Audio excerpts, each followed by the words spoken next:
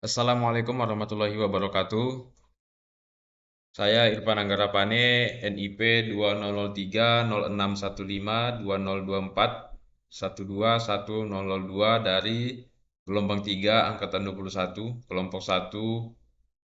Saat ini saya berdinas di KSOP kelas 4 Bakahuni. Pada kesempatan kali ini saya akan menjelaskan mengenai manajemen ASN dan Smart ASN. Sebagai tugas 1A Agenda 3 pada program Latsar Kementerian Perhubungan tahun 2025. Baiklah, langsung saja. Manajemen ASN. Manajemen ASN merupakan serangkaian proses pengelolaan aparatur sipil negara untuk mewujudkan aparatur sipil negara atau ASN yang profesional, berkinerja tinggi, dan sesuai dengan nilai-nilai dasar ASN. Tujuan utama dari manajemen ASN adalah untuk menciptakan pegawai yang memiliki profesionalitas dan berintegritas melalui proses yang transparan dan akuntabel serta mendukung pengembangan kompetensi untuk meningkatkan kualitas pelayanan publik. Diharapkan dengan adanya program manajemen ASN ini, kita menciptakan pegawai yang memiliki etika dan keterampilan tinggi untuk melaksanakan tugas dengan integritas dan netralitas. Selanjutnya diharapkan bisa meningkatkan hasil kerja ASN melalui efisiensi dan efektivitas dalam pelayanan publik yang sesuai dengan nilai-nilai dasar ASN. Selanjutnya, pengembangan talenta dapat mengoptimalkan pencarian dan pengembangan talenta-talenta terbaik untuk mengisi posisi-posisi strategis dalam instansi pemerintah. Ruang lingkup manajemen ASN yang pertama ada pengelolaan sumber daya manusia. Manajemen ASN mencakup pengelolaan pegawai yang efektif termasuk proses rekrutmen, proses pelatihan, dan pengembangan karir untuk meningkatkan kinerja organisasi. Selanjutnya, implementasi sistem merit. Penerapan sistem merit dalam pengangkatan dan penilaian ASN bertujuan untuk memastikan keadilan dan objektivitas, menghindari praktek KKN dalam birokrasi. Mengenai sistem merit, nanti akan saya jelaskan setelah ini. Selanjutnya, ruang lingkup yang ketiga yaitu keterlibatan pemangku kepentingan, pentingnya kolaborasi antara pejabat pembina kepegawaian dan pemangku kepentingan lainnya untuk mencapai tujuan strategis dalam pengembangan ASN dan pelayanan publik.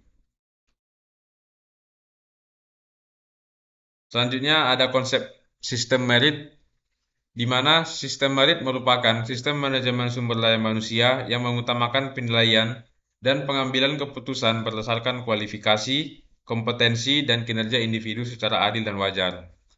Manfaat dari penerapan sistem merit dalam manajemen ASN yang pertama, menjadi dasar kebijakan ASN.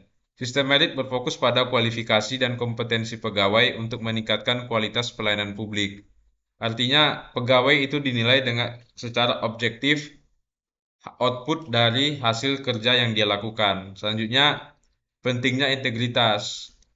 Sistem merit ini menjamin pegawai ASN bebas dari intervensi politik untuk menjaga profesionalisme dan etika.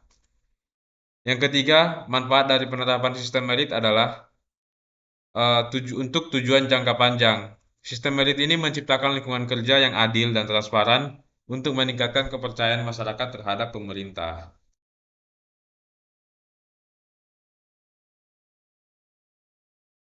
Selanjutnya, analisis implementasi sistem merit. Dalam hal ini saya menggunakan analisis SWOT untuk menganalisis penerapan sistem merit dalam manajemen ASN.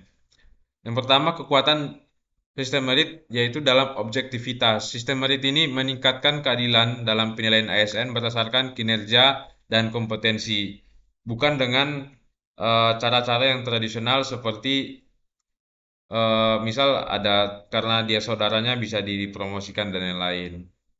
Selanjutnya, peluang dari penerapan sistem merit ini yaitu peluang untuk peningkatan. Artinya implementasi sistem merit ini dapat meningkatkan kepercayaan publik terhadap instansi pemerintah. Selanjutnya, kelemahan dalam penerapan sistem merit ini adalah lemah dalam resistensi. Artinya, terdapat penolakan dari pihak-pihak yang terbiasa dengan praktik non-merit. Selanjutnya, ancaman dari intervensi. Resiko intervensi politik dapat mengganggu penerapan sistem merit yang efektif.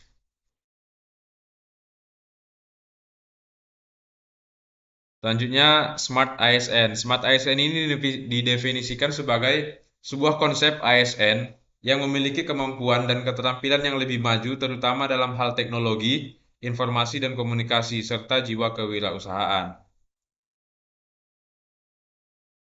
Dalam konsep Smart ASN, ada 4 hal yang perlu diketahui, khususnya dalam meningkatkan literasi digital para pegawai atau ASN. Yang pertama ada digital skill, yaitu kemampuan mengetahui, memahami, dan menggunakan perangkat digital. Diharapkan seluruh ASN atau seluruh pegawai yang berada di instansi pemerintah memiliki uh, basic dasar atau kemampuan dasar untuk menggunakan atau mengoperasikan perangkat digital. Selanjutnya, digital ethics. Artinya kemampuan untuk menyadari, mencontohkan, menyesuaikan diri, dan mengembangkan tata kelola etika digital dalam kehidupan sehari-hari. Selanjutnya ada digital culture. Kemampuan membaca, menguraikan, membiasakan, memeriksa, dan membangun wawasan kebangsaan dan digitalisasi melalui pemanfaatan TIK. Nah, dalam digital culture ini perlu diingat bahwa saat ini pemerintah sedang mengusung konsep smart governance, artinya seluruh pelaksanaan tugas dan fungsi di tiap-tiap unit kerja pemerintah itu diharapkan bisa menggunakan tools-tools yang berbau dengan digitalisasi atau modernisasi, tidak dengan cara-cara yang manual, sehingga diharapkan pelayanan publik bisa lebih cepat, efektif, dan efisien, sehingga meningkatkan kepuasan masyarakat terhadap kinerja pemerintah. Selanjutnya, yang terakhir ada digital safety, artinya kemampuan mengenali, mempolakan, menerapkan, menganalisis, menimbang, dan meningkatkan kesadaran perlindungan data pribadi. Dalam hal ini, kita sebagai ASN, kita harus bisa membedakan, artinya dalam modernisasi ini batas antara privatisasi dan hal-hal publik itu sangat tipis, sehingga kita diharapkan bisa membedakan mana hal-hal yang pribadi, mana hal-hal yang layak untuk dipublish ke media sosial media, sehingga apa yang kita lakukan di sosial media itu bisa eh, tidak resiko terhadap citra instansi yang kita miliki saat ini. Demikian penjelasan mengenai manajemen ASN dan Smart ASN pada kesempatan kali ini. Semoga teman-teman yang menonton video ini dapat mengambil pembelajaran. Sekian, terima kasih.